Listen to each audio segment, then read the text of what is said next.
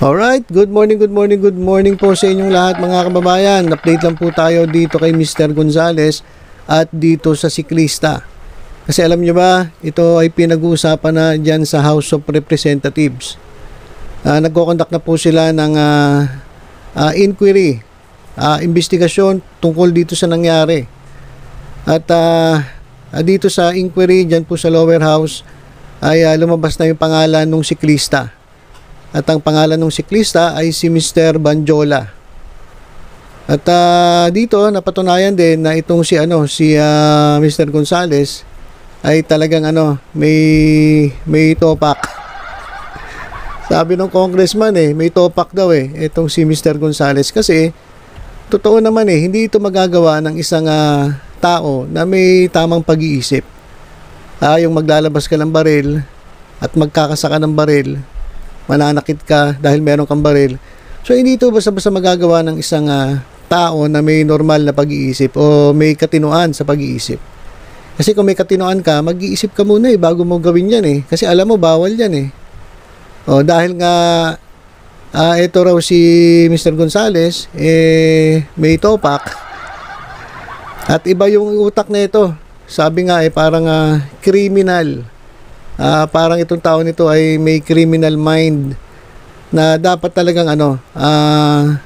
mabigyan ng leksyon, sapagkat yung ganitong klaseng mga tao nakakatakot po ito, delikado ito kapag ito gumagala dyan sa sa kalsada. Maraming madadali ito, maraming maabuso itong taong ito. Kaya naman pinag-aaralan ngayon yan dyan sa lower house, dyan sa House of Representatives. At ito nga yung na discovery nila. Ayon na rin sa pagtatanong ng isang congressman, tinanong si General Torre kung ano ba ang tingin niya kay Mr. Gonzales. Nung una raw, wala naman siya nakikitang kakaiba dito kay Mr. Gonzales kasi nga sinamahan niya pa mag-press con Kaso ang problema, nakatanggap siya ng backlash galing sa mga netizens, sa mga kababayan natin, kaya napilitan siya mag-resign. Siguro na-realize niya na mali yung ginawa niya. So napilitan siya mag-resign. At eto, kinakausap ngayon siya dyan sa inquiry ng House of Representatives. Hindi ko papakita sa inyo yung video na nagpaliwanag siya bakit siya nag-resign. Etong video na ipapakita ko sa inyo ay kuha ito sa lower house, dyan po sa Kongreso. At ang pinag-usapan dito ay yung tungkol sa mental health o sa kaisipan. Meron bang topak talaga itong si Mr. Gonzales? Kaya niya nagawa ito o talagang tulonggis lang ito, mapang-abuso sa kapangyarihan. So ito mga kababayan, papakita ko dito sa ating screen yung video. At kayo na po ang umusga. Kung ano masasabi nyo, kung tama ba yung mga sinasabi ng ating mga mambabatas at maging ng ating mga kapulisyahan dito sa ginagawang inquiry dyan po sa lower house. Panoorin po natin. Using your length in service as PNP officer, you became a general, probably you have 20 more years in experience as PNP officer. You know what is the manner, behavior, and you can read behavior of criminally minded people. So, in your own opinion, what do you think? Is this Willie Gonzales psychologically fit or not? Do you recommend the revocation or cancellation of the LTAP or the license to own a gun with regard to this Willie Gonzales? Sir, we actually did recommend to General Kenneth Lucas of the FEO. I personally called him for the revocation of the LTAP, sir. Okay. You recommended for the revocation of the LTAP of this Willie Gonzales. What is your ground? Obviously, sir, what he did based on the video is a blatant violation of the requirement, the conditions set forth to all gun holders that it shall only be used for legal purposes. I don't see a legal ground for him to draw his firearm in that situation, sir. So, may talagang may tupak si Willie Gonzales psychologically. Based on the video, sir, I can say, sir, that he is really out of line Thank at you, that moment. Gerald Torre. Ang gagawin natin dito, you make recommendations, study any for future purposes, recommendations kung ano ang dapat karapat-dapat nating gawin sa problema na ganito. One, yung road rage na yan. Yung may dalang barel, hindi lalabas ng barel kagaya ni Willie Gonzales kung hindi siya psychologically, wala siyang problema psychologically. May problema ang taong iyan. Agree, sir. Sigurado tayo dyan. Now, if the penalty is very low, still, madami pa rin kagaya ni Willie Gonzales na gagawa ng road rage incident na ganyan. So, taking a clue from our Chairman Fernandez, I think you have to submit, including the NAPOLCOM, for the amendments of the existing law, or if there is a need to craft another law, then you suggest.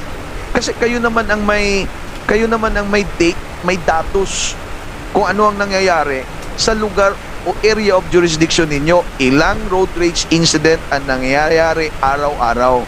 Kasi kung wala si vlogger, sino ba yung vlogger nito? Yung vlogger, kung wala siya, wala din ito. Walang dadampot sa problemang ito, because this is usual and this is a normal case in the Philippine streets. Nang nangyari lang, nadampot na isang vlogger, naging viral, kaya nagiging subject for in aid of legislation, naging subject ng committee na ito. So, in the near future, Sir General Torre, hopefully, you cannot commit the same lapse again. Yes, sir. Yes, sir. Agree, sir.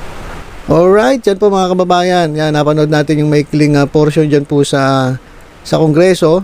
Ito po nga ginagawa nilang inquiry tungkol dito sa road rage na pinangunahan ni Mr. Gonzales. Sikat na si Mr. Gonzales.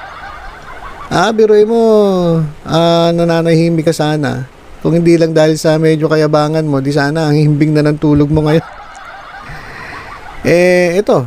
Ngayon, iniimbestigahan na kung ano yung katulongis ang ginawa mo. At ito, napatunayan nila na may tama ka nga sa utak. Kasi hindi talaga ito gagawin ng isang matinong tao na may tamang pag-iisip.